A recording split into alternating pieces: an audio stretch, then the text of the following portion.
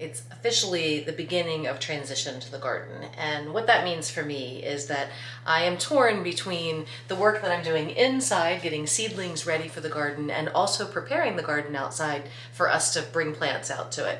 Now, I am several weeks away from putting plants outside, but some of my cooler crop things like these little broccolis are going to go out sooner than later. They've outgrown their packs, so I'm going to be potting these up into larger pots. And then things like peppers as well, which are going to be inside a lot longer, won't go out as early as the broccoli, but they need to be potted up as well. So I'm getting these things ready and I'm preparing outdoors. And right now, I have really workable soil, which is odd for us in March. In fact, I've had workable soil all winter long because it's been pretty mild this year. So that means I got a jump start. I was able to get some beds prepared several weeks ago, and I'm continuing to work on that. So I primarily want this video to focus on the preparation needed to get the garden ready in terms of nutrients and what you need to do to prepare and how to best feed your plants. But none of that really matters if your pH is off. So we're going to talk about pH first. And the reason why it is so important is because the pH determines the availability of the nutrients in the soil. Now, pH is measured between 0 and 14. That's the scale. On the low end, you have very acidic soil, and on the high end, we have very alkaline soil. Most garden vegetables want to be right in the middle, 6 to 7. There are outliers, like blueberries, for example, that like 4.5 to 5. So we have to know what our pH is and how to raise it and lower it if need be. The simplest way to check that is to get yourself a pH meter. Now this is a pH and moisture meter. I can simply switch it from moisture to pH. And I use this in my house every week when I check on my plants. I walk around and I check moisture and pH on my house plants, and that helps me determine what I need to feed them and whether I need to water them. And the same tool is used for the garden. This is really inexpensive. It's like, I think it's $9 or $10. I linked it in my Amazon store under garden if you want to go take a look at it. This is the most affordable one I can find. You can spend more, but you don't need to. Okay, let's assume that you have your pH test in hand and you need to do some corrections. So for example, to raise pH, if you have very acidic soil, if you have a low number and your soil is acidic and you need to raise it, there's two primary things that you can add. I use wood ash. We have a wood stove here on the property, so it's really simple to raise it by just mixing some wood ash into the beds.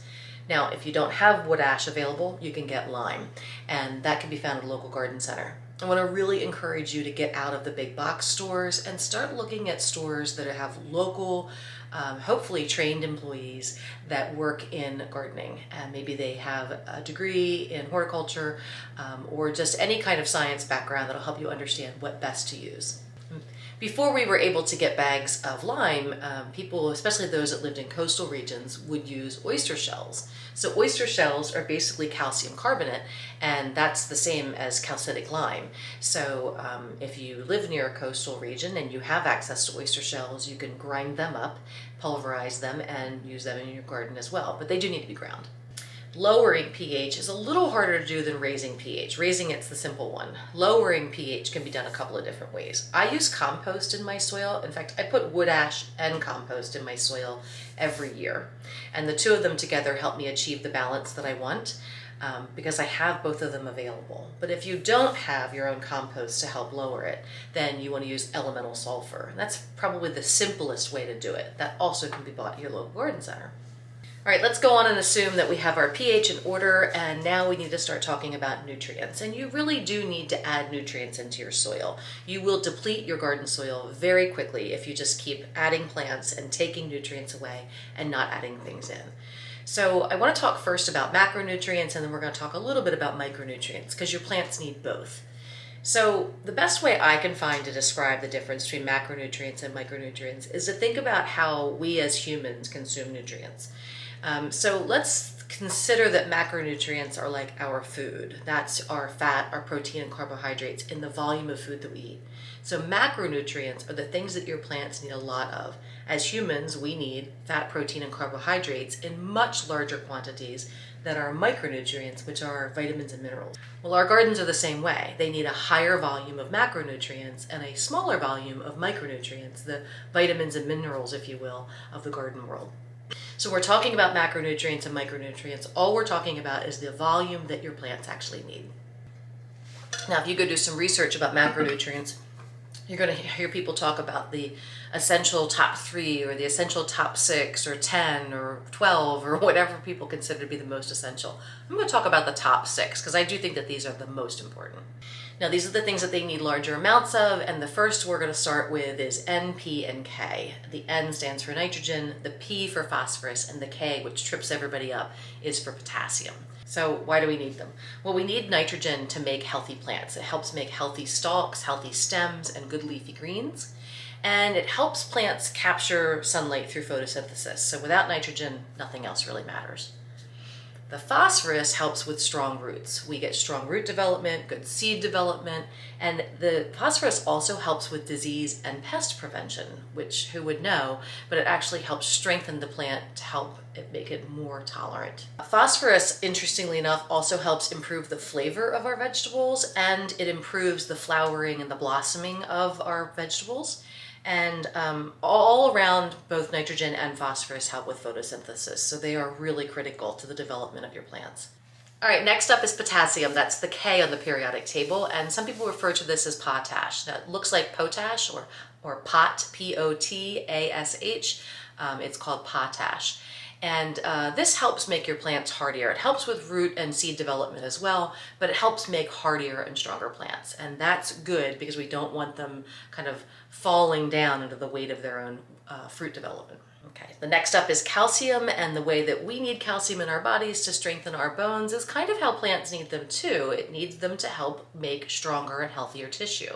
And that fortified tissue makes your plant stronger. So again, we don't want them getting pulled down and weighted down every time it rains or when it develops fruits and vegetables. So we want to make sure that it's nice and strong, and calcium has a huge role in that. Next up, you need magnesium, and magnesium does a very important thing because it aids in the uptake of the phosphorus. So you can have phosphorus, but maybe your plants can't uptake it unless you have magnesium in there to help balance it. And it also helps with chlorophyll production. So you'll see magnesium helping your plants become more green. Also helping to make them green is sulfur, and sulfur not only helps make them green, but it actually helps the plants develop and become more mature, and this helps with your yield. So those are the top 6 in the macronutrient category. Next up, micronutrients. These are the things that you need less of, plants need less of, and this is like less than 1% of the dry weight of the plant. So it's not a lot, but they are essential. So this is things like iron, chlorine, zinc, boron, copper, manganese, and nickel. I think I've got them all. There are more, but you get the idea. So where do they come from and what do they do? Well, we'll talk about where they come from and what I use to put them back in, but they're really, really important. These micronutrients help make sure that we have healthy plants. A deficiency in these would cause leaf curl, sometimes brown tips on leaves and brown edges on leaves, necrosis, delayed maturity, stunted growth, stubby roots. So we need to have all of these macro and micronutrients in our soil available to our plants. And how are we going to do that? Well, let me show you what I do.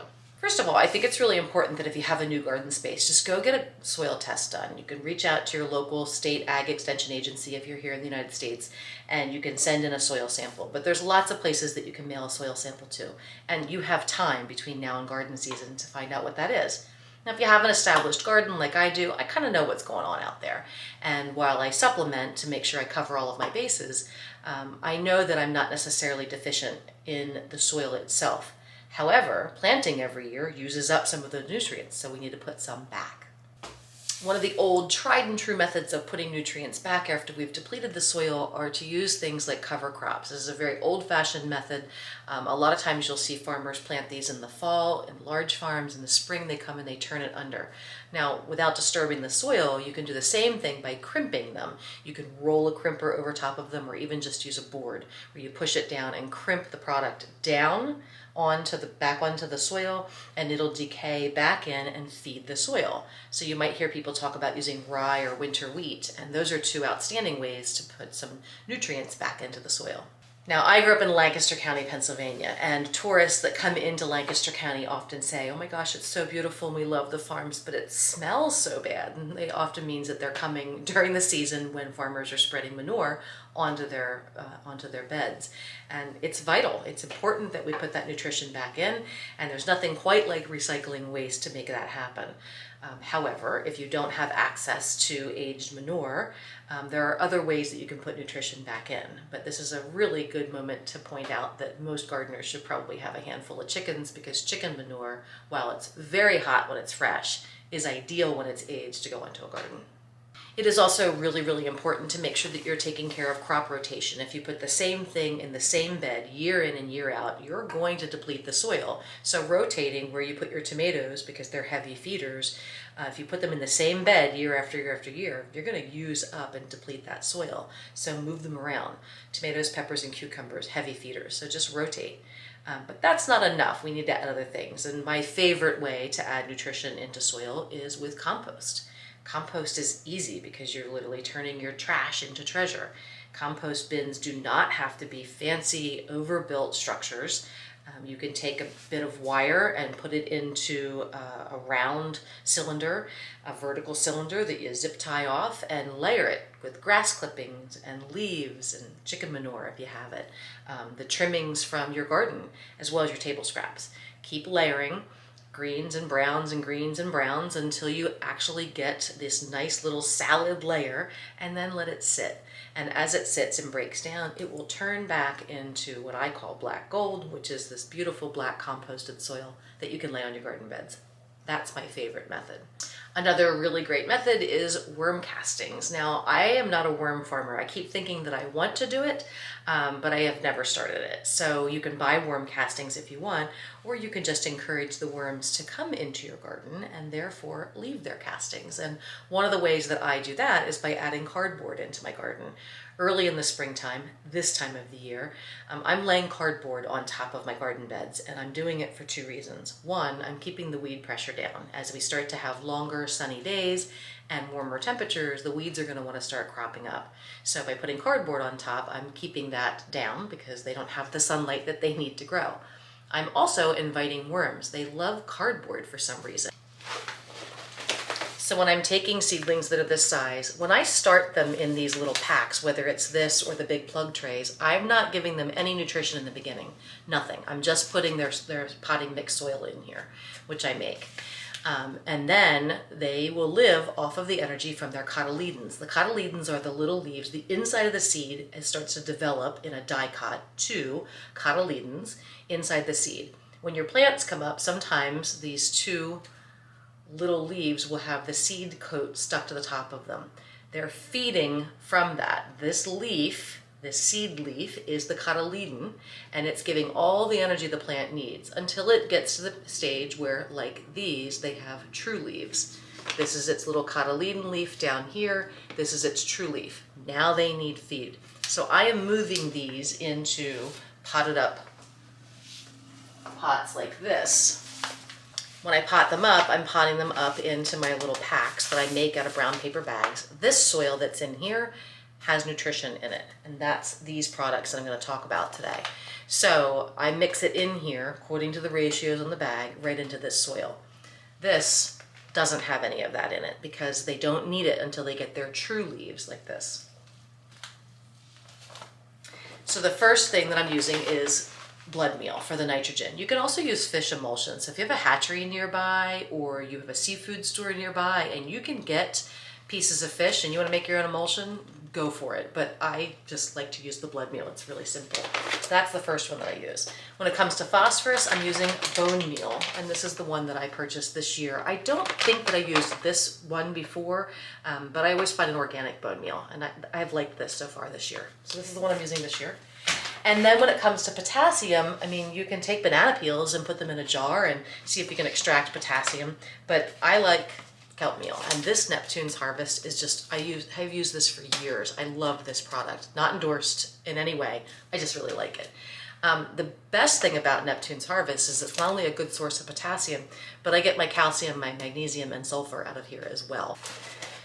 And for all of those micronutrients, I'm going with azomite. Azomite is an outstanding product. It's a granular product. I don't know if you can see inside of here, but like the others, it's a granular product that has like 70 or 72 trace nutrients in it. Can you see it without dropping it all over the floor? Probably not. This is something that you can only get from Utah. There's a place in Utah where it's mined, and it has so many trace nutrients in it that it kind of covers all of the micronutrients that your plants are going to need. Now, the risks of buying additives are few, but there are some considerations, let's call it, to talk about. And one of them is that it can become expensive to do this. The products that I buy are organic.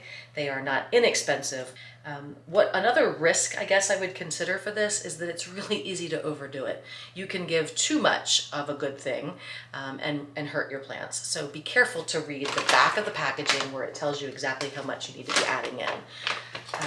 Other than that, the only other kind of caution or advice that I would give about using nutrients like this is to remember that you don't need it once you get to full production. So if you're out harvesting from your plants, you don't need to be adding anything anymore, and that includes compost.